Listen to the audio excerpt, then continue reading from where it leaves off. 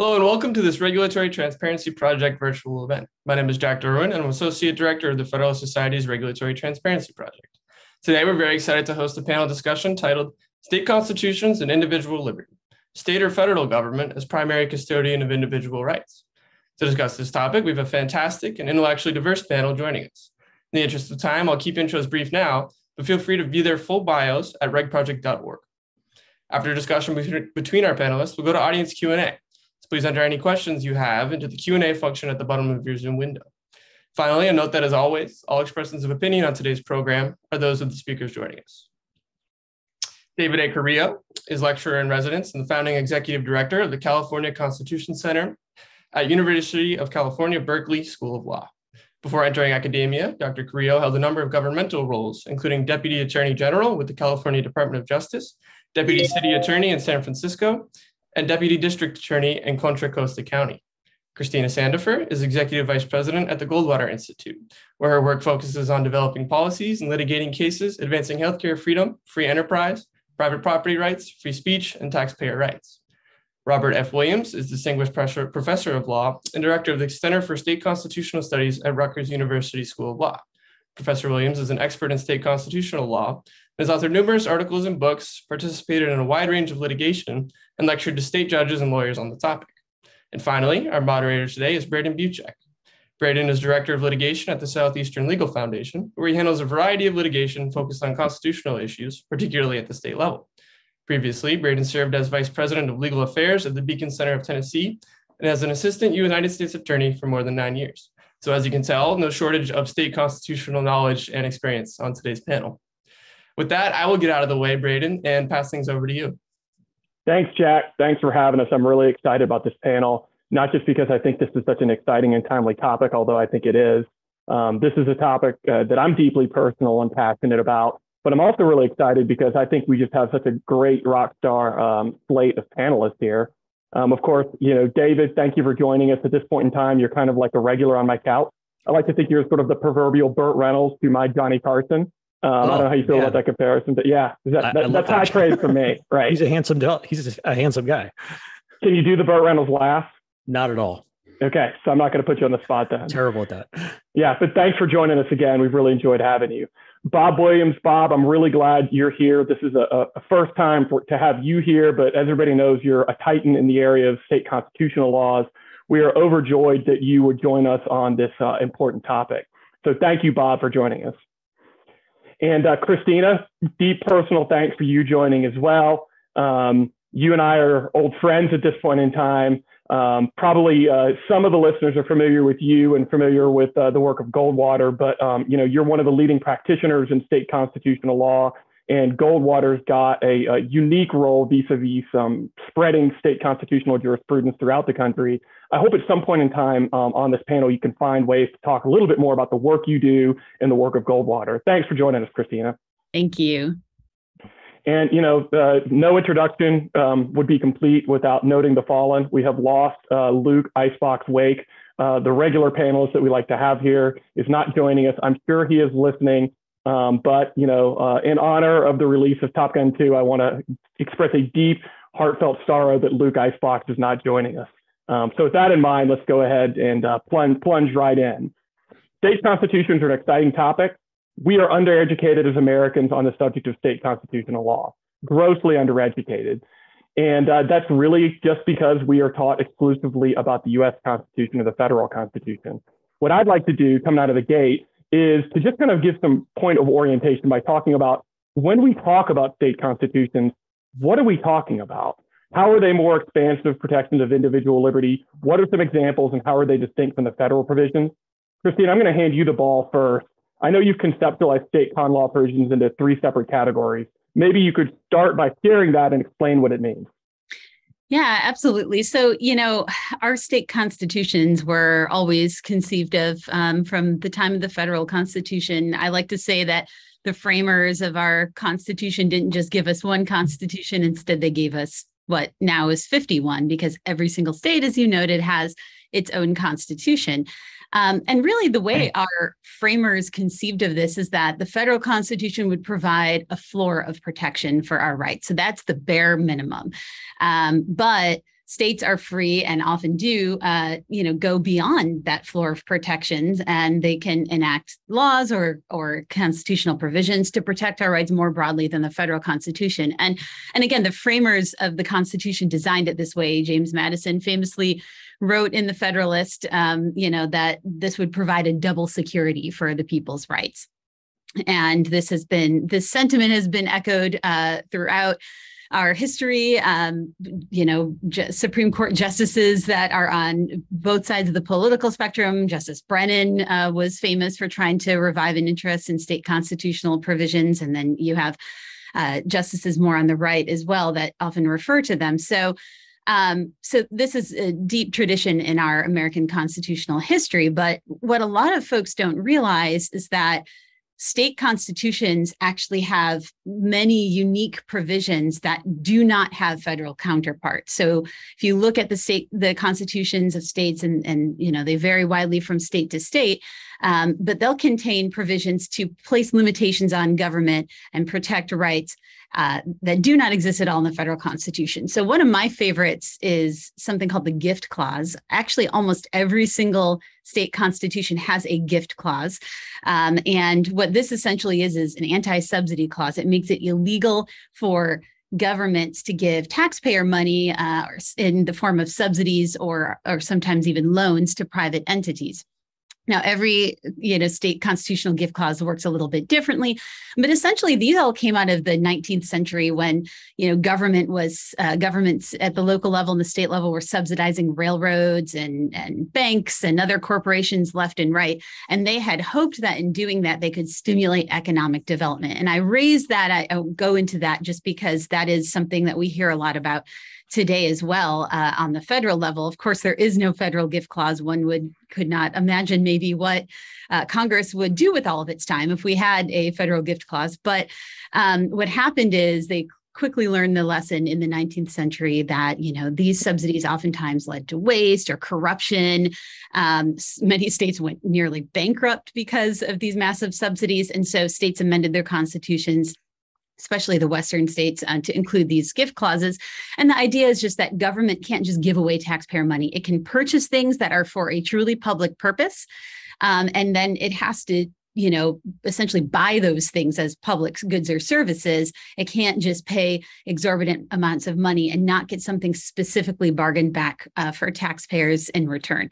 We at the Goldwater Institute have enforced this clause in the state of Arizona and outside of the state of Arizona. One of what I think was one of our most impactful wins is a case that came to the Arizona Supreme Court where the court told the city of Phoenix that it actually was unconstitutional for it to give a $100 million gift of taxpayer money essentially to a mall just to get a shopping mall to locate in the city of Phoenix versus a neighboring city. And the city of Phoenix said, well, this will, generate tax revenue and it'll create jobs, but those things are too nebulous and they don't count for purposes of a gift clause. So that was a subsidy. The government wasn't buying anything for taxpayers.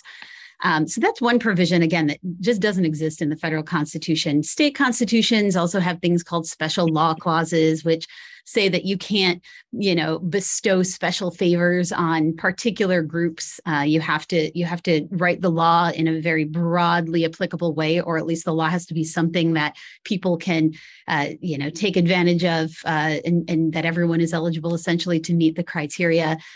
States have anti-monopoly clauses, which say that governments can't create monopolies. Our groups in the freedom movement have used these effectively against state certificate of need laws when state agencies will say that in order to start your business, you actually have to prove to the government bureaucrats that there is a need for your business before you can get permission to start that business. And your existing competitors can actually object and claim that, they've got it handled and they don't need you to enter the market. So our argument is, well, that is by definition a monopoly. Those, of course, provisions don't exist in the federal Constitution. So those are some of the unique provisions. State constitutions, you were mentioning other categories, Braden. I mean, they also contain a lot of positive rights. That's not typically the way that we conceive of rights. I think our founding fathers very clearly conceived of rights as being, negative. These are things that government cannot intrude on, not things that we have some kind of positive right to. But those exist in a lot of state constitutions. And then also, of course, and I'm sure we'll get into this throughout the conversation, state constitutions also contain provisions that are very similar or even sometimes exactly the same as exist in the federal constitution. And those can be interpreted differently than the federal courts interpret those analogous constitutional provisions. Thanks for that. Now, David, I know you've got a conceptual framework for understanding state constitutional laws as well. Do you mind sharing that with us and discussing a little bit of some of the unique constitutional law provisions that have caught your attention? Yeah, I don't want to replicate too much of what my learned colleague just described for us accurately. So I was going to focus on the specific individual rights, using California as an example. So you could generally divide the differences in state constitutions from the federal constitution into several broad categories, as she just did. So there's structural provisions, individual rights provisions, and then sort of more specific prohibitions on government conduct. So focusing on individual liberty and using California as an example, I think you get a range of differentiation in state court application and interpretation of individual liberties. It's partly dependent on the text, so is the text of the state provision the same as or pretty close to or completely different from the federal provision, or is the state provision unique in that there's no analog to it in the federal constitution at all. And it also can change over time. So for example, California formerly had a Fourth Amendment search and seizure type provision that was interpreted much more broadly by the California Supreme Court than federal courts did. The voters in California in 1982 changed that by constitutional amendment and locked California's criminal procedural rights to federal law. So it used to be different. Now it's the same. You can have sort of same provisions where California's equal protection provision mostly looks like federal equal protection law, except we don't do intermediate scrutiny. It's only rational basis and strict scrutiny. Moving on to the farther end of the spectrum towards things that are very different.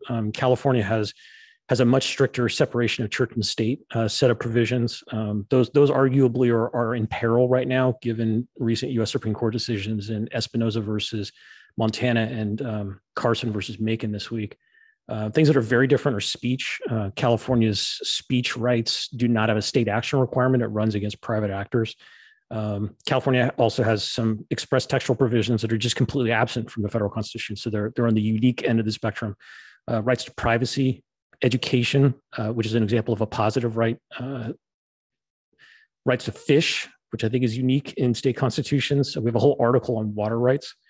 So again, I would divide it into, are you looking at structural provisions, individual liberties, or the other, sort of catch-all provision, and focusing on the individual liberties categories. There's a range and a spectrum. So it really depends on what right you're talking about and what point in time you're talking about it. Bob, any response to any of that? And in particular, are there any particular state constitutional law provisions that you find notable or remarkable that the other panelists haven't touched upon? I'm going to go ahead and say what I've been told countless times over the pandemic. Counselor, you're muted. No longer. Sorry. I have construction noise and moving noise outside the door. I thought Christina's introduction was terrific, and I would add to it only a couple of things. One, that, of course, at the time of the framing of the federal constitution, we already had 11 or so state constitutions, and many of them had their own declarations of rights. So when Madison and others worked on the Federal Bill of Rights, they actually used the state declarations of rights as their form book. And none of the examples Christina gave were in any of the original state constitutions. So the state constitutions actually have been described as a sort of a window on the history of the states. And essentially what they do, in addition to many other things, is reflect the bad actions of states. And the amendment process, which of course is much easier than the United States Constitution amendment process, has been used to try to close the door on those various sorts of abuses, or at least perceived abuses, in the state governments and local governments. So that's one of the extremely important things about working with state constitutions, is they're malleable, amendable, changeable textually, not just through interpretation. So I think that, and for her to focus on the special laws provision, I think is particularly fitting, because that's not even an individual right. It's over in the legislative article in most states, and it's actually a limit on the way the legislature makes laws. But for those of us who do litigation, it's available to our clients who immediately would look at a classification case, and say, oh, well, that's equal protection. That's what that is. And maybe, but as we know in federal con law, mostly that's a losing argument. And in the states, there's much more possibility. I think David mentioned the California, I like to call them equality clauses, because most of them don't say equal protection. California's does. But sorry? California's does say that, yes, but not a lot of states do. And those equality cases, equality clauses often come from a very different period in history. And they're actually about treating people better than others rather than treating people worse. And just let me say a couple of things about what David said. It's very useful, I think, as he's done, to provide a sort of a typology of the kinds of rights guarantees that we're going to be talking about.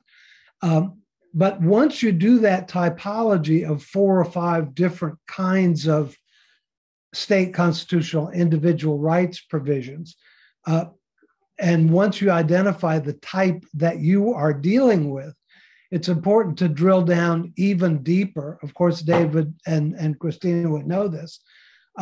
But for example, if you have a clause that reads identically to the federal clause, most often search and seizure, sometimes free speech. A lot of them are free speech provisions are framed quite differently as affirmative guarantees, not negative. All people may speak and write freely on any subject whatsoever. Holy cow. Yeah, that's what California does. Okay. Yeah, they have to be responsible for abusing that, so we can still have defamation and that kind of thing. But once you say, okay, I'm dealing with something that's just like the federal clause, has the U.S. Supreme Court already dealt with a right that you want to assert? And if it has and said no to that, has ruled against the assertion of that right under the federal Constitution, you're going to be subject to what I call a shadow, or sometimes I call it a glare. I'm not sure what it really is, shown or obstructed on your litigation by the Supreme Court decision. And many state courts, we'll get to this, I think, say they're going to interpret clauses like this the same way the U.S. Supreme Court does. And I think there are 2 key responses to that, among others. One is, how convincing is the majority opinion? State judges don't have to follow it.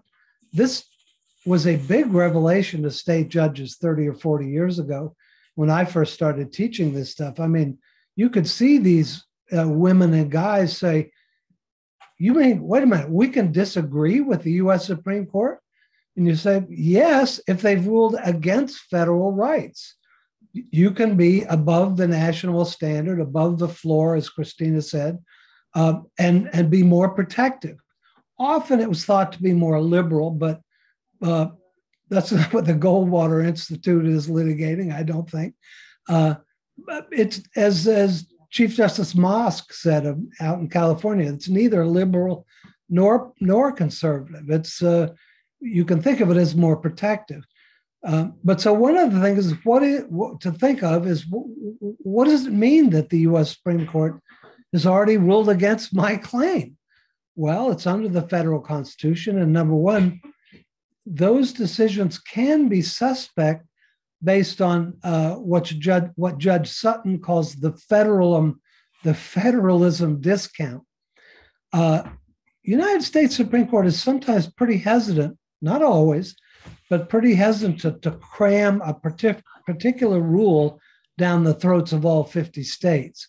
Sometimes they say that in their majority opinion. Very important for an advocate who's asking the state Supreme Court to disagree. One last point, and then I'll stop.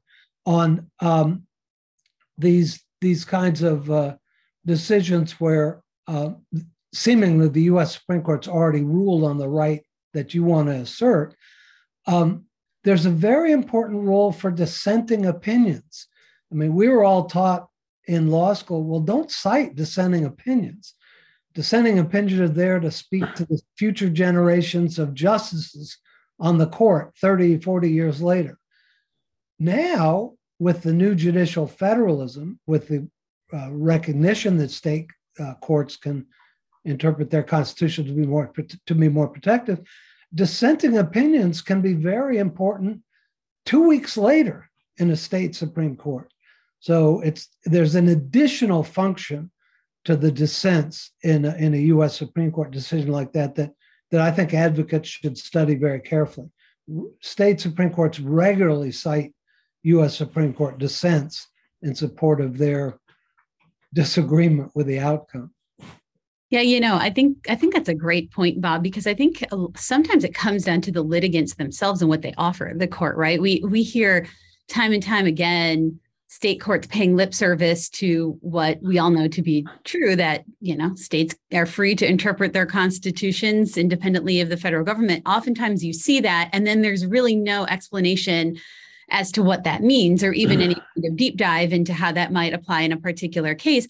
And I think sometimes that's because litigants don't always conceive of those provisions as being unique or different, or having the ability to be interpreted differently. And they just kind of assume when they brief the court that those provisions will be interpreted in lockstep. And an example of widely different interpretations right around the time that the Kelo case was being handed down, Kelo versus New London, by the U.S. Supreme Court, where you have a state redevelopment agency coming in and taking away private property through the eminent domain power of a whole neighborhood of people. Of course, the question then becomes, well, what is the public purpose in taking away this property and essentially using it for a redevelopment project that they hoped would benefit the Pfizer Corporation? And as we know, the Supreme Court said in a narrow decision, well, the public use there is increased tax revenue, creation of jobs, the types of things that I said, were not acceptable under a state gift clause analysis. Well, right around that same time, the Arizona courts were hearing a similar case where in the city of Mesa, which is a suburb of Phoenix, Arizona, there was a family-owned brake shop that had been in existence for a really long time. And the city decided that it would like to get rid of that small brake shop, and it would rather have a redevelopment project have a hardware store there. So they were going to take that property and then subsidize the hardware store. And our courts looked at the eminent domain power differently, and the same types of justifications were being used. Well, this will be more tax revenue to the city of Mesa, create more jobs because it's going to be a bigger store. And in Arizona, the appellate court said, no, that's not enough to justify a taking. That isn't a sufficient public purpose. The public benefit has to be, substantially predominant. It has to be something that's very clear, very direct, and that has to be the main reason, the main result of the taking. So you've got, two very different interpretations of private property rights there by state and federal court. But then you look at something like the right to privacy was mentioned. Arizona has a really unique private affairs clause in its constitution. In fact, I think we are the only state that has it except the state of Washington. And it says it's framed in more of a positive way. No person's right should be disturbed in their private affairs, and goes on and adds some references to the home and things like that. The Arizona Supreme Court has said this is worded even a little different than privacy clauses in the U.S. Constitution. It should be interpreted differently. And then the court really hasn't done a whole lot with that. Interestingly, the Washington Supreme Court really has had a lot of cases developing what that means. And it has actually rejected exceptions to the warrant requirement that federal courts have created over the years. But in Arizona, it acknowledges the broader protection, but then the state really hasn't done a whole lot except talking about specifically with reference to warrantless searches in homes. It's deviated a little from federal interpretation. So it's interesting because there's a lot of room for opportunity there, I think, for courts to extend those broader protection of rights. But I think it comes down to the court's willingness. And I think it also comes down to the litigants' ability to put forth those arguments in their briefs. So that's a call to action for everybody on the call. Well, several of you have alluded to it, and I want to echo the sentiment. I think that for anybody who litigates in the state constitutional realm, it can be a source of frustration when you take these claims to federal court to be told by a federal court, for the reasons Bob alluded to, that we're hesitant to impose a 50-state solution here, and we're even more hesitant to say what a state constitutional provision means. But then when you take that same claim to state court, you find the state court just sort of echoing what federal jurisprudence is on the same topic, as if they have no awareness of the fact that they're fully entitled to interpret their constitutions or to interpret a federal constitutional right more broadly. And I think that that's a sentiment shared irrespective of one's political affiliation if you find yourself litigating in the realm. David, you and I talked about that a little bit the last time when we did our last panel. Yeah. Can I expand on that for a second? Please, yeah.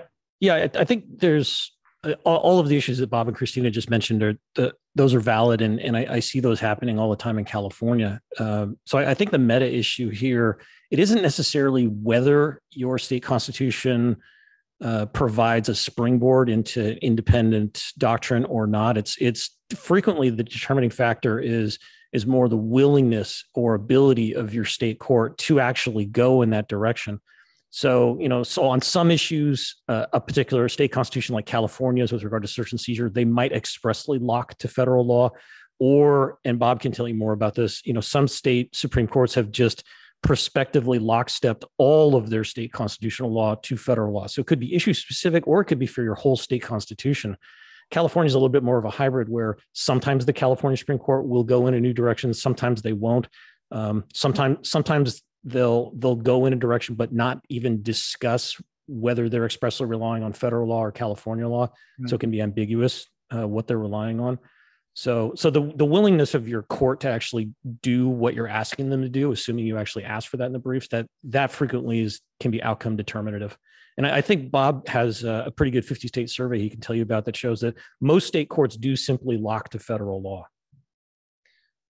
That's right, David. And it's changing. And again, it depends on the clause you're talking about. So, but there's a wide instinct to follow what the United States Supreme Court says if it's interpreting a clause that's the same or pretty close to the state constitutional clause. And I think Christina's right. A lot of that has to do with the lawyers who appear in front of the court. It's beginning at the trial court level. It's very, very important not to just wait till one gets to the state Supreme Court to make these arguments, to bring them up through the state appeals courts and to the high court in the state.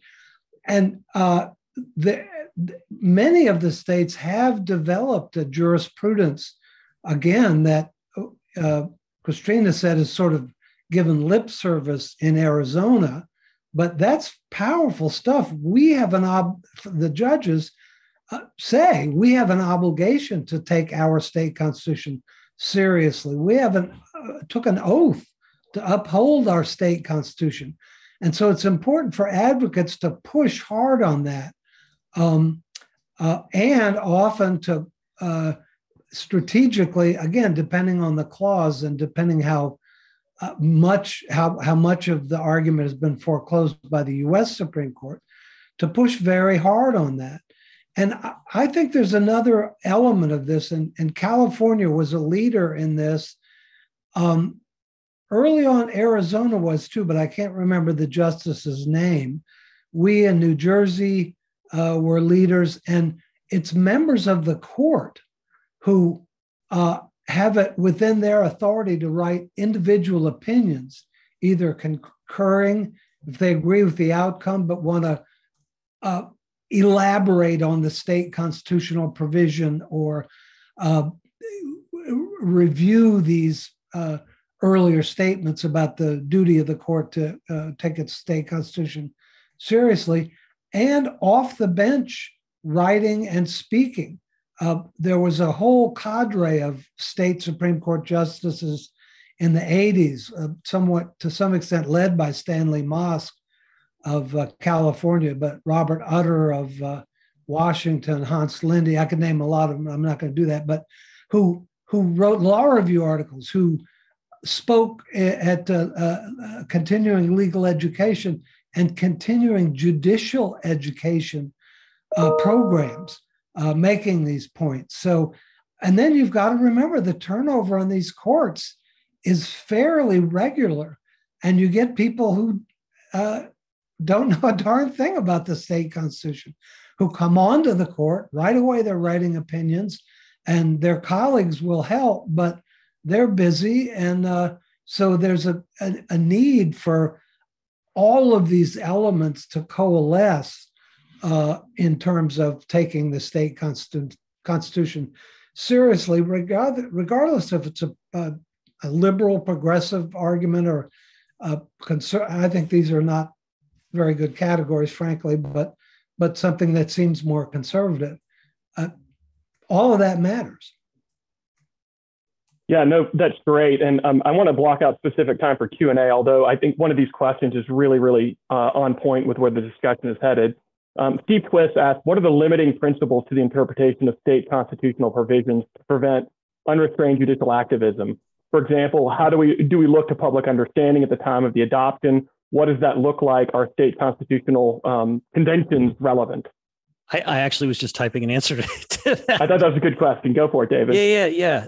So I was sort of answering it, going from the end of the question about, and again, I only really know about California. For 50 state stuff, you have to rely on my colleagues here. So speaking from the California perspective, I make 2 points. One is that frameworks for looking at issues like this, like originalism and textualism and things like that you ordinarily would apply to analyzing U.S. Supreme Court, they just don't apply in California for a variety of reasons. But the upshot is that, yes, California courts, their first referent is often to either the debates. We had 2 constitutional conventions here in California, or if it's something that made its way into the state constitution through the initiative amendment process, they'll look to the ballot arguments, legislative history, or other indicia of the drafter's intent. So in California, again, I would not use sort of federal frameworks for looking at this kind of stuff. But in California, the initial consideration in the interpretation analysis is what the intent of the drafters was,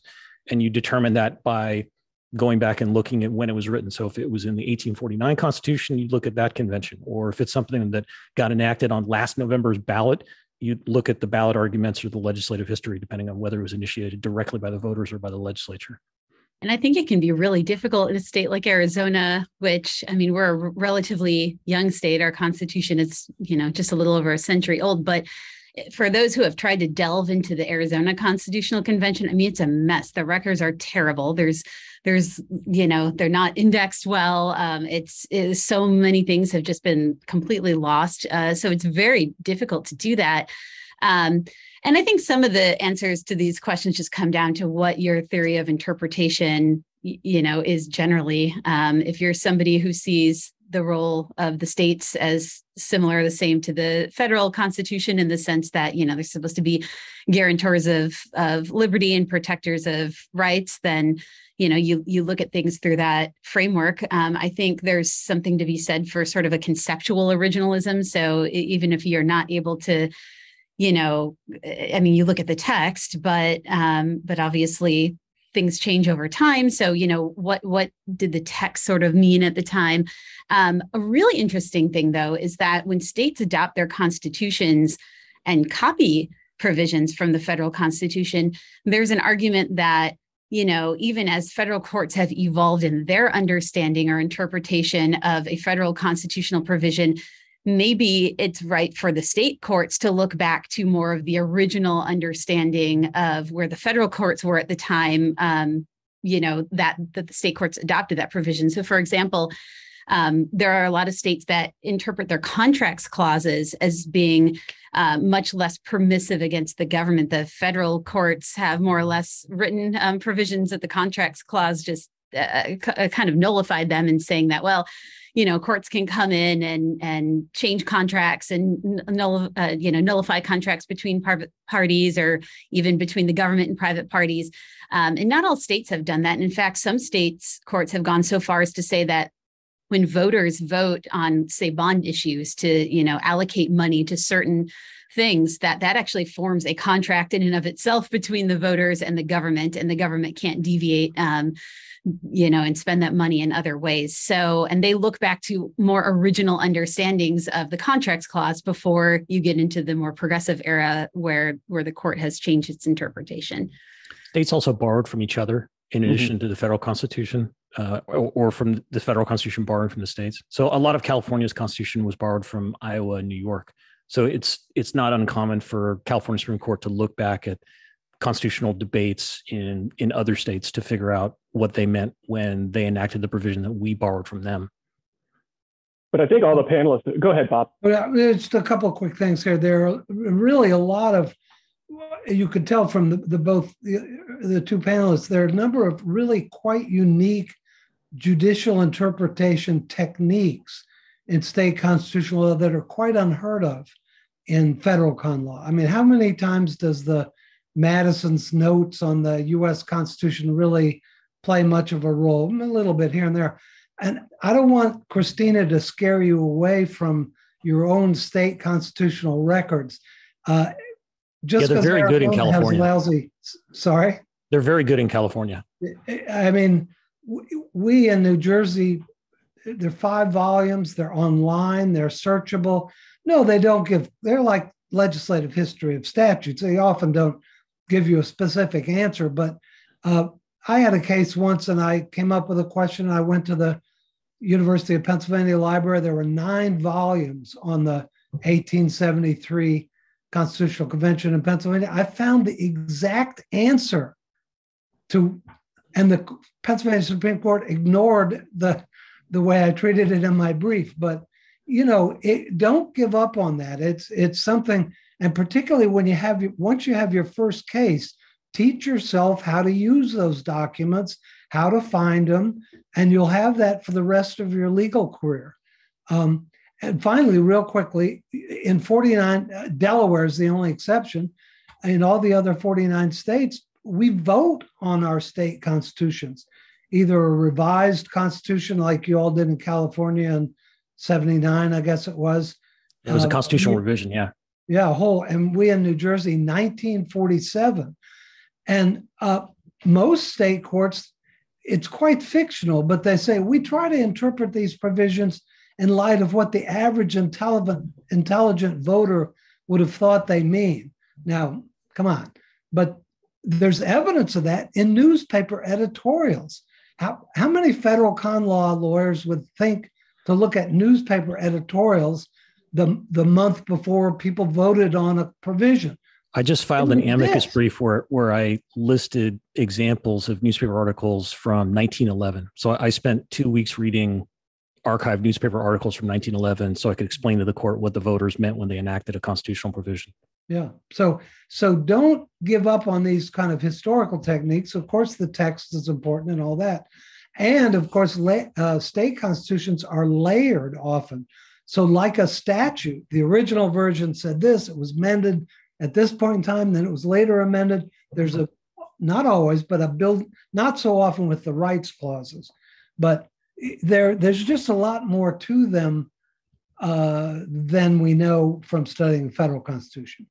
One other thing I would add just really briefly, though, is, with reference to the amendment process where we're talking about initiatives, some states, allow for that amendment process to their constitution. I mean, that can be a real mess when it comes to interpretation. And I think there's been some questions too in the chat just about, is that problematic in general? I think there are a lot of concerns in a state like Arizona. It's very easy to amend the state constitution. I guess that's true in California too. I often joke with students that the Federalist Society do have some thoughts about that. As a pocket constitution, you would not, you'd have to have like huge pockets to be able to carry around a copy of the California Constitution. Yeah, it's like not that big. It's and he has it on him, ladies and gentlemen. Yes, I should. His coat pocket. But when you look at how relatively easy it is, say in a state like Arizona to amend the Constitution, I mean, you get signatures to put something on the ballot. You don't even have to collect signatures from all the geographic regions of the state of Arizona. So you could spend a little bit of time in Phoenix, a little bit of time in Tucson, ignore what the rest of the state wants, get it on the Constitution. It's a relatively low bar. You look at the ballot. We're talking about interpreting what the provisions mean by looking at ballot arguments. Well, such a small portion of the population is even participating in that. And, there's enough trouble with looking at legislative intent or even looking at constitutional conventions. These ballot arguments are all over the place. So I do think that it is a little concerning. And I think that's why we see state constitutions start to look a little bit more like constitutionalize something that should actually be statutory versus really putting into place some structural protections for the protection of rights. Braden, I hate to take advantage of my Burt Reynolds status, but I think we just developed our topic for the next one of these talks is to have me and Christina debate the relative values of the initiative process, because I will happily defend it. I love it. Do it. Bring it on. I love it too. There's always a spot for you on my couch, Bert. So you just got to wear the red jacket.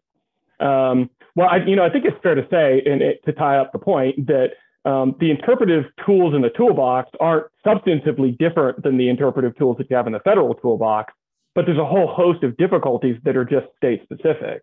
Yeah. For instance, in Tennessee, our original constitution was enacted in 1796. Tennessee was the Wild West at that point in time. There are no Federalist Papers. There are no Madison notes. There's almost no written archives to reflect what they were thinking about when they enacted their constitutional provisions. Christina alluded to anti-monopolies clauses earlier. Tennessee's got an anti-monopolies clause that's been in there from 1796, and it says that monopolies and perpetuities are, enemies of a free state and shall not be allowed. Shall not be allowed is forceful language, and we've got a constitutional provision that has no federal analog, and of course, there's plenty of federal jurisprudence on the constitutionality of a monopoly. So how does one go about interpreting what is and is not a monopoly if there's not a legislative record? Well, to Christina's point, it derives from a North Carolina constitutional law provision. And in fact, there was back and forth between Madison and Jefferson about the inclusion of an anti-monopolies clause in the federal constitution. Jefferson wanted one, Madison nixed it. But you can find in these sort of out of the way archival sources relevant and timely discussions to show what would have been understood under the original public meaning if that's the interpretive tool that you're inclined to go with. But we've talked enough about the specific provisions themselves. It's not just that they contain these distinct substantive provisions. When, how, and why might a state find ways to depart from federal law? David, you want to launch that discussion? Yeah. My perspective on this is that it's relatively easy for a court to write an opinion departing from federal law, even if there's identity between the state constitutional provision and the federal analog. You can just disagree. I read the same words; they mean something different to me, either because I have a different view of the law, or because it was enacted in a different time in a different context in my state, because the conditions in my state are different. So even for identical analogs, a state court can go in a different direction. And that's been true in California in some instances. And obviously, if you get into things that are, textually different, that makes it easier. If you get into things that are unique to your state constitution, it makes it even easier, arguably mandatory.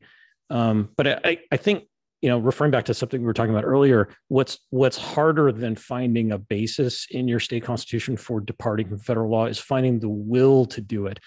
And this is where I would reference Bob's excellent 50-state survey about which states do expressly lock their state constitutional doctrine to federal law. And then it subdivides based on some states do it partially or sometimes, or it depends on the issue, or changed over time, like in California for search and seizure things. So, so you have some states where they've made an express decision to lock to federal law. That makes it for an uphill climb if you're an advocate arguing for an independent state constitutional provision, because the existing law is we just don't do that in X state.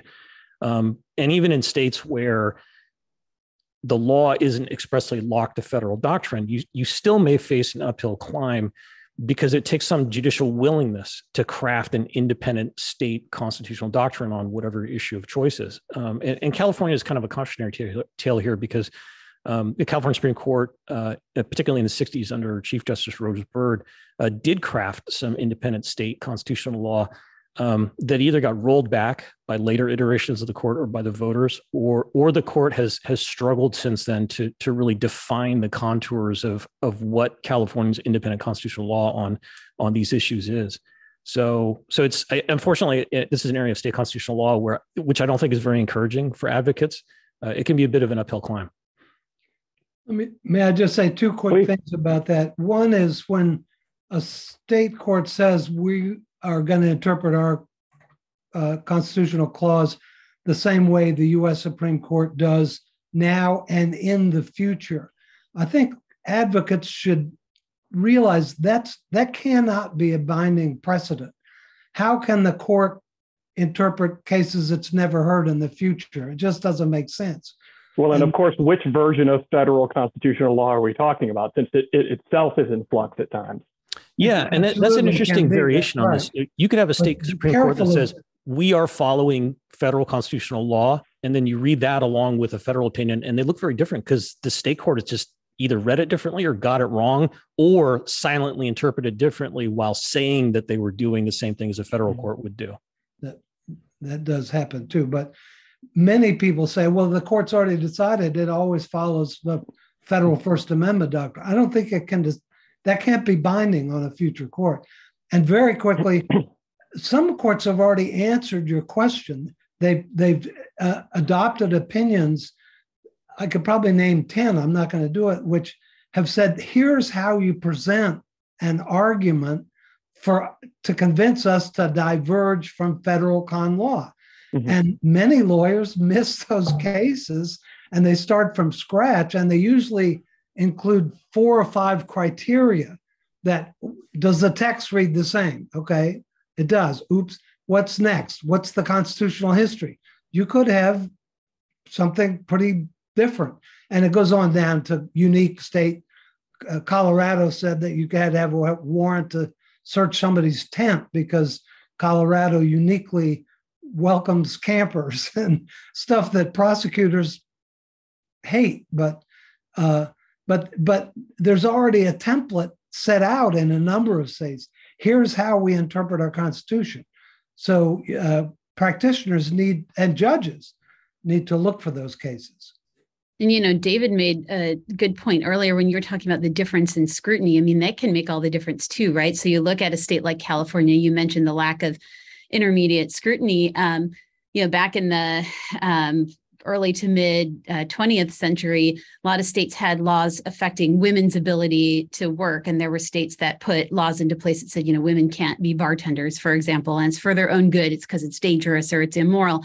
And the Supreme Court, U.S. Supreme Court upheld most of those laws at the time, and said that these were designed to help women, and at the time they weren't maybe explicitly talking about the level of scrutiny, but they were clearly applying some sort of rational basis or intermediate eventually scrutiny. You get to California, where gender-based discrimination gets strict scrutiny in the state, and California Supreme Court struck down a law in California that said that women couldn't be bartenders, specifically saying that, that this is treating women with, I think they said, a stigma of inferiority and, second-class citizenship. And so very different result, even though I think everything else was more or less the same, but it's the weight that you give toward, what the government has done and how much you're deferring to the democratic branches versus protecting someone's right, to liberty. I mean, the California Supreme Court claims that the right to earn a living is a fundamental right. I don't think they interpret their constitution that way most of the time, but you can still find that in the case law. And but right, so like, what is the degree of protection for the right, and then and for the classification that's created, and that can make all the difference in the outcome.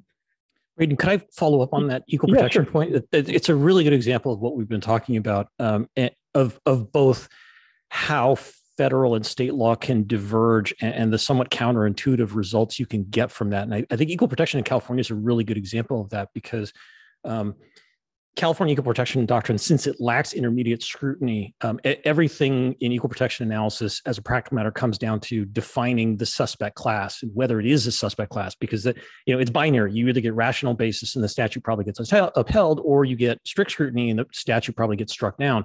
So it all comes down to suspect class. And that was one of the big turning points in same-sex marriage litigation here in California, where arguably because of the limitations on California's equal protection doctrine, the California Supreme Court found itself painted into a corner and had to uphold California's initiative ban on same-sex marriage. So you have supposedly liberal blue California using its equal protection doctrine to rule against same-sex marriage, and then the U.S. Supreme Court going the opposite direction and upholding it.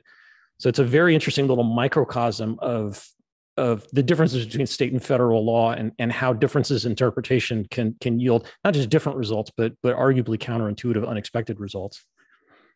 Hey, Bob, are there historical reasons for why structurally state constitutional rights were intended to be the primary guarantors of liberty? Well, of course, the original catalogs or declarations of rights were in the state constitutions for that 11 years before the U.S. Constitution was drafted, or 13 years before the Bill of Rights was drafted. And then, of course, the Bill of Rights was viewed for, a century or so as only limiting the U.S. government. People don't realize this. It is interesting. There's some recent scholarship that shows state courts were applying the federal Constitution anyway. I was quite surprised when I saw this. But the other thing is that the idea of the reason that it didn't originally have a Bill of Rights was the thought was the structure of it would protect rights. And there's a very important distinction with the state constitutions, where the U.S. Constitution enumerates rights. And yes, it has, enumerates powers and sets up a sort of a seemingly limited federal government, although one never knows. And how'd that work out? It moves back and forth a little bit, but the state constitutions don't enumerate powers. They give all legislative power to the state legislature, except as limited in the U.S. Constitution and limited in the state constitution. So other than the rights clauses, most of what's in state constitutions is either the entrenchment of policy decisions, with people like to make fun of the ski trails in the New York Constitution, and all of those are there for a reason, by the way. But mainly, what's operative in state constitutions is why can't the legislature pass such a law? In federal con law, we say, why can Congress enact such a law? And often it is because they feel like it. But even though state constitutions are called constitutions, they actually have a very different political function, which is basically to limit an otherwise unlimited government. And so these very different ideas of the state and federal governments, I think, led us for many, many years to think of the states as having the primary function to protect people. And this is one of the common explanations for why state constitutions tend to be a bit longer and they have things in them that look more like legislation. Why isn't this a statute? Well, we need it in there to limit the legislature. That's one of the big functions of a state constitution. I would argue, that even though some of the state constitutions predate the federal constitution, that actually when our federal constitution was written, it really was supposed to be the primary guarantor of liberty. And I think it's because, when you look at when the Constitution was written, first of all, it's a rejection of the Articles of Confederation, right? The Constitution is not an alliance of states. The Constitution is very specifically written for we the people. And so federal government is, retaining these limited powers for the specific purpose to protect rights. And how do we know that? Well, we know that because this country was founded when the Revolutionary War was founded, when the Declaration of Independence was adopted. And so, the Declaration of Independence establishes the United States, as we're going into the 4th of July holiday, right, for the first time in human history as a nation based on the principle that rights do not come from the government, but they're natural. Government exists for the sole purpose of protecting rights. And so I think now certainly the courts have failed in this respect, but I think it was very clear to the founding fathers and to the framers of the Constitution, not just that the Constitution would structurally protect rights, but that in fact the Constitution was to be read in the spirit of the Declaration of Independence. And that's why it was a pretty limited document, just laying out the structure of the government, because the whole point of that government, it was that it existed to protect rights. But of course, we had to fight a civil war in large part over that question, right? And so, to Bob's point, we did not see the United States Supreme Court applying the Bill of Rights or any type of rights-based framework against things that the states did until we see the post-Civil War amendments. And that's when we started to see the doctrine of incorporation, rather. And of course, most rights in the Bill of Rights have since been one by one incorporated against the states. But even after the Civil War, every state that got admitted to the Union after the Civil War, I think a lot of people don't realize they not only had to offer up a constitution that was consistent with the federal Constitution, but they also had to offer up a constitution that was consistent with the principles of the Declaration of Independence. And so I think, that is why I really look at the state constitutions. Clearly, I work for a federalism organization. I think that they're extremely important, but I see them more as the last line of defense. I think that the federal Constitution has always been intended to be a guarantor of liberty, and there have been failures there. And so therefore, the Civil War sort of shifted things, and now functionally, I think it in theory functions more that way now. David, do you see partisan sorting affecting any of these considerations? Yes and no. I think it depends on your point of view. So, one way of looking at partisan sorting is that it's bad. It makes the country more divided. It enhances other negative trends, and it tends to focus more attention than is necessary on the blue state versus red state divide. There's another way of looking at it, which tries to take a positive view on it, which is that in the short term, it can renew focus on state politics, and that's probably positive. It has federalism enhancing benefits. If the overall result is people renewing their focus on their state constitutions and driving new arguments about expanding state constitutional rights, whatever that particular right happens to be. So in Texas, it could be driving gun rights under your state constitution, or in California, it could be driving abortion rights under our state constitution. So in general, focusing on state constitutions, it has potential rights expanding benefits. It has potential federalism enhancing benefits. Whether that's in the short and the intermediate term.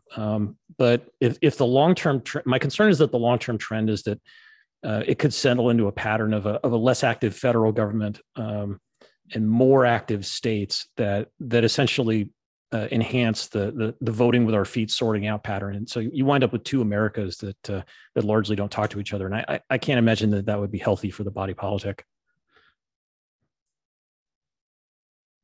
Excuse me, the time here's... Yeah, time to almost it makes me think of what Lincoln said about a house divided, not standing. Sure. To loop back to Christina's Civil War reference. Christina, we got to close here. I'm going to give you the final question here. This comes to you from a Jay Riches but he asks if we're perhaps focusing too much on state constitutions and not enough on alien constitutions. In particular, he wants to know whether or not we should be taking a closer look at science fiction constitutions, and would the fact that you can only be reading in low Vulcan affect your ability to properly interpret the Wookiee constitution? I have been pranked before, but this one, it goes to a whole new level. That's amazing. I'm just reading the questions here, Christina. Can you please answer? Your Honor, could I ask for an additional, 4 hours of time so that I can address that question? Well, just tell us, can we read the Wookiee constitution if we only speak low Vulcan? Hey, look, I'll tell you what, there's no Wookiee constitution, right? I mean, we don't talk about fantasy. Star Wars is all about fantasy. If we want to talk about logic and constitutionalism and freedom and things like that, then we can talk about Star Trek. And then I'd be happy to go through and explain all that to you. I'm sure David and Robert would be delighted to join us in your expose. I'm sure they would. What did I tell my wife? That was one of the last questions. Is she a Star Wars or Star Trek fan? Neither. Oh. Go for it, Christina. I know what the Wookiee Constitution might mean, but go for it, Christina. Unload. I think we don't have the time or the interest to be able to get into that, Braden. In fact, I'm looking at the participant level just. Well, okay. Well, this has been, the hour's up. Jack, I'm going to hand it back to you now, but I really appreciate everyone's time here. Can't thank you all enough for taking the time for this. That was a fantastic discussion, and I only wish we had more time for Wookiee questions and otherwise.